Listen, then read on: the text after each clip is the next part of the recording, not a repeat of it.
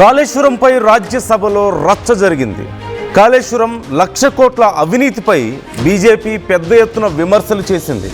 కాళేశ్వరం కేసీఆర్ ఫ్యామిలీకి ఏటీఎంలా మారిందంటూ BJP fire అయింది.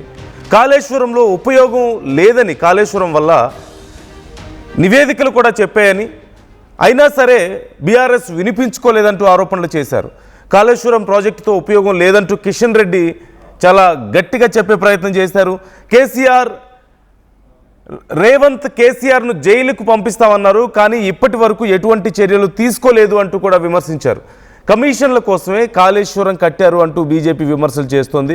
ఇక అంతకుముందు కాళేశ్వరంపై సురేష్ రెడ్డి కూడా ప్రసంగించే ప్రయత్నం చేశారు. ప్రాజెక్టు నిర్మాణాన్ని సమర్థించే ప్రయత్నం చేశారు. ఒక్కసారి కిషన్ రెడ్డి అసలు ఏమన్నారు కాళేశ్వరానికి సంబంధించి? फॉर्मेशन के बाद, तेलंगाना फॉर्मेशन से पहले जो विलेजेस भद्राचलम का आंध्र प्रदेश में दिया है, वो कांग्रेस पार्टी जब बाइफर्केशन बिल में वो इनबिल्ड था, वो लोग तय किया है. जब उसके बाद यही केसीआर जी ने सोनिया गांधी घर पे जाकर डिनर खाके पैर पकड़ के, जब याद नहीं आया क्या?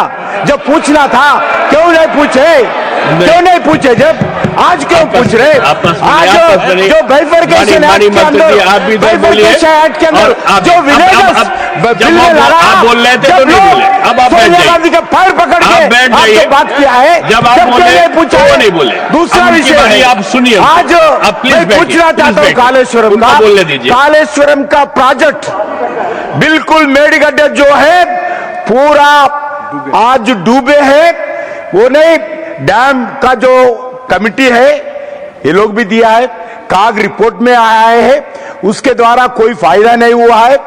आज बोले एक पैसा किधर से नहीं लिए, किधर से लाए? छपा है क्या? दुबई से छपा के लाकर केसीआर ने कोई डैम बनाया क्या?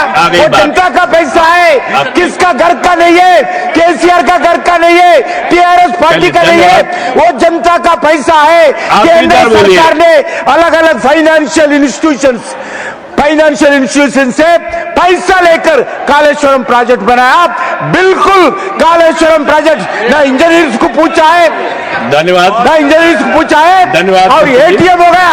कालेश्वरम प्रोजेक्ट केसीआर परिवार के लिए एटीआर हो गया. मैं कांग्रेस पार्टी से पूछना चाहता हूं, इलेक्शन से पहले कालेश्वरम के ऊपर इंक्वायरी करा तुम बोले, केसीआर को जेल को भेजा तुम बोले. मैं पूछना चाहता हूं केसीआर के ऊपर क्यों इंक्वायरी नहीं हुए? क्यों केसीआर को जेल के अंदर भेजा? मुख्यमंत्री जी बार बार बोलते हैं, कुछ नहीं करते. कुमार झा जब కాళేశ్వరం పూర్తిగా మునిగిపోయింది, దానివల్ల ఏ ఉపయోగం లేదు అంటూ కిషన్ రెడ్డి మరొకసారి చెప్పే ప్రయత్నం చేశారు. గతంలో కాళేశ్వరంలో పెద్ద ఎత్తున అవినీతి జరిగిందన్న విషయాన్ని కూడా బీజేపీ చెప్తూనే వస్తున్న విషయాన్ని గుర్తు చేశారు ఆయన. అయితే కాళేశ్వరం విషయానికి సంబంధించి బీజేపీ మొదటి నుంచి ఇదే స్టాండ్ మీద ఉంది.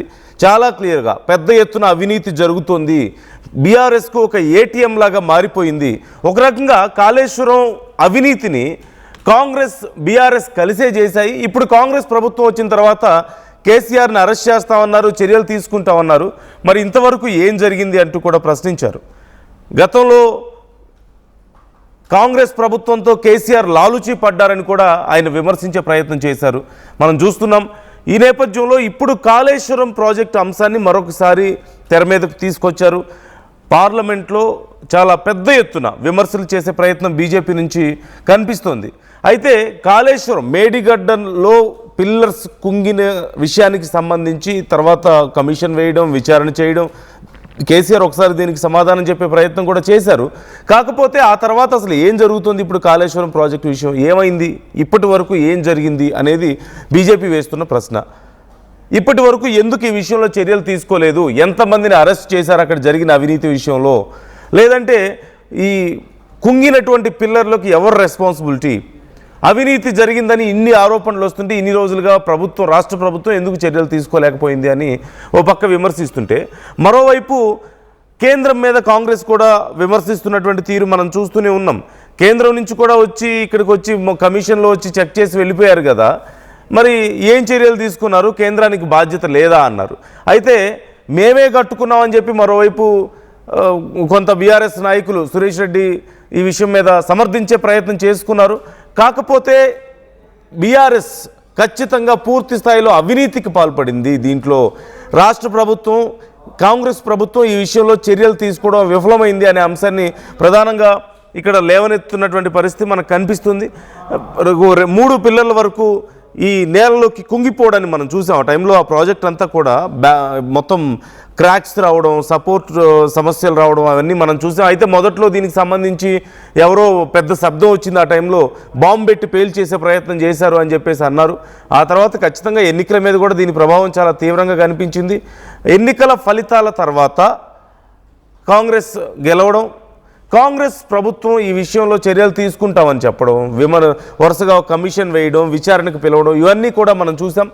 అయితే మరొకసారి బీజేపీ ఈ కాళేశ్వరం అంశాన్ని తెర మీదకు తీసుకురావడం సంచలనంగా మారింది. బీఆర్ఎస్ కొంతవరకు సమర్థించుకునే పని చేసినప్పటికీ జరిగిన అవినీతికి సంబంధించి ఏవి చర్యలు, కుంగినటువంటి పిల్లర్లకి ఎవరు సమాధానం చెప్తారు, ఇప్పటి వరకు కేసీఆర్ని అరెస్ట్ చేస్తామని చెప్పిన రేవంత్ రెడ్డి ఎందుకు అరెస్ట్ చేయలేదు, కాంగ్రెస్ బీఆర్ఎస్ కలిసి పనిచేస్తున్నారనడానికి ఇది నిదర్శనం కాదా అంటూ కిషన్ రెడ్డి కొన్ని ప్రశ్నలను లేవనెత్తడాన్ని మనం చూస్తున్నాం. సో ఇప్పటి వరకు ఏమీ జరగలేదు అనేది ప్రధానంగా బీజేపీ చెప్తున్న మాట. అఫ్కోర్స్ కమిషన్ అన్నారు, విచారణ అన్నారు, కానీ ఇప్పటికీ ఏం తేల్చారు? విమర్శలు చేసుకోవడం తప్ప, ఇదిగో అరెస్ట్ చేస్తాం, అదిగో అరెస్ట్ చేస్తాం అనడం తప్ప ఏం తేల్చారు అనేదే ఇక్కడ కిషన్ రెడ్డి ప్రశ్న. శ్రీధర్ జాయిన్ అవుతున్నారు, బీజేపీ ఆఫీస్ దగ్గర నుంచి లైవ్లో ఉన్నారు మనతో మా ప్రతినిధి. శ్రీధర్, కిషన్ రెడ్డి చాలా స్ట్రాంగ్గా మాట్లాడారు. కాళేశ్వరం అంశానికి సంబంధించి కొంత సమర్థించుకునే ప్రయత్నం సురేష్ రెడ్డి చేశారు. కాకపోతే ఏ సందర్భంలో అసలు ఈ టాపిక్ వచ్చింది ఇప్పుడు, అండ్ కిషన్ రెడ్డి ఏం డిమాండ్ చేస్తున్నారు ఈ సందర్భంగా, అక్కడ ఎలాంటి చర్చ జరిగింది అసలు?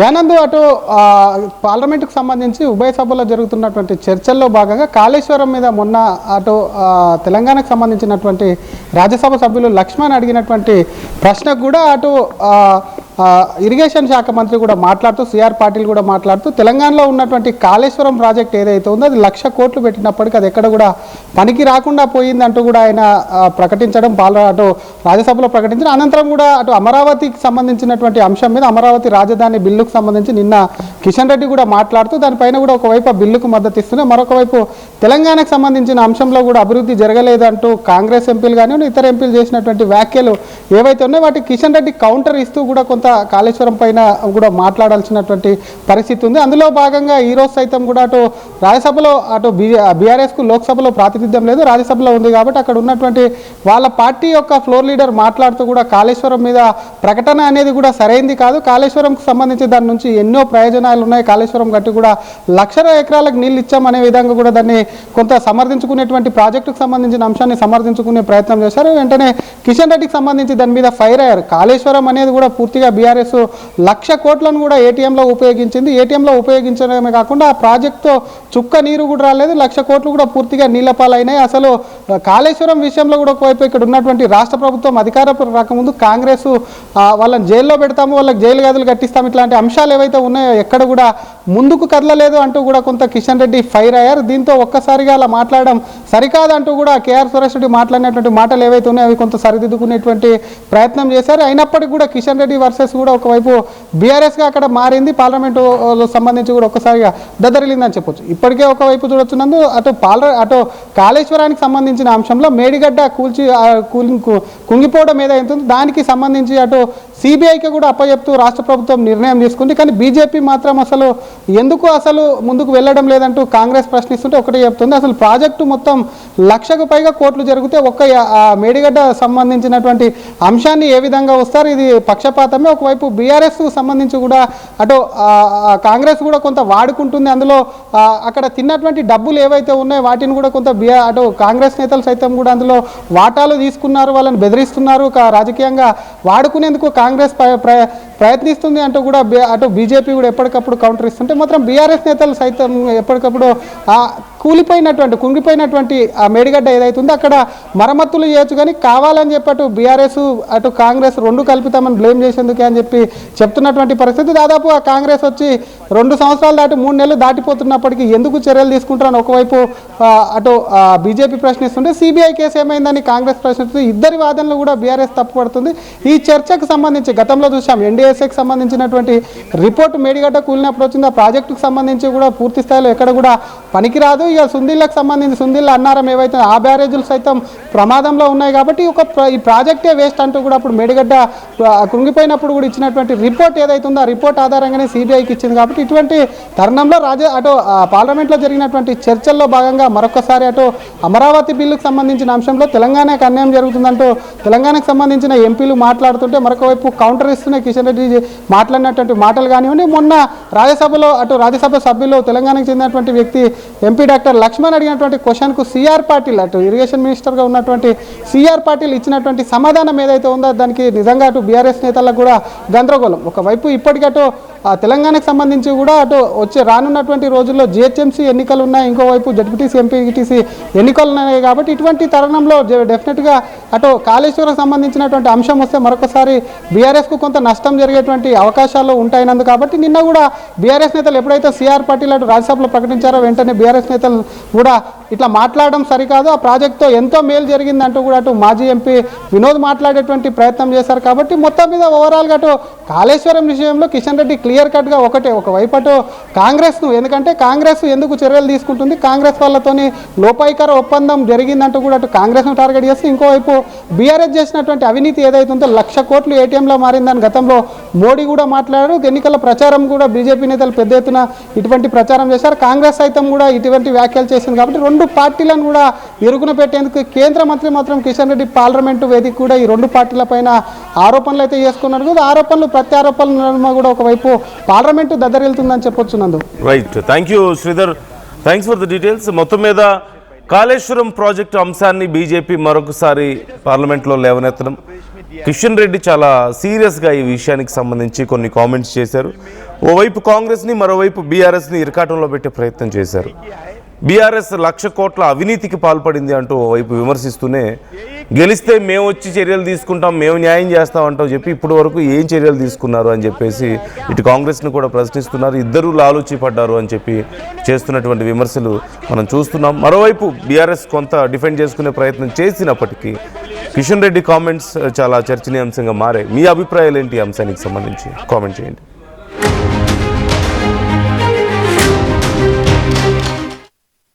आज मैं पूछना चाहता हूँ कालेश्वरम का प्रोजेक्ट बिल्कुल मेडिगड्ढे जो है पूरा आज डूबे हैं.